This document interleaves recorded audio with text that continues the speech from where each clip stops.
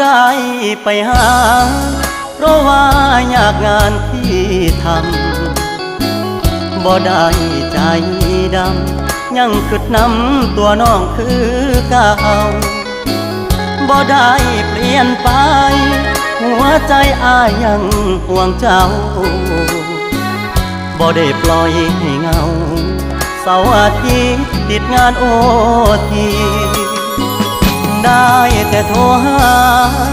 น้องคงจะไม่ว่ากันบอกเคยเปลี่ยนพันสัญญาหากมันคนดีบ่ได้กักมีกิ๊กบ่ได้เลีกสัญญาที่มีย้อนงานยุ่งอีลีคนดีอย่าเครียดอายเด้อขอหาสุมือเจ้ามาคื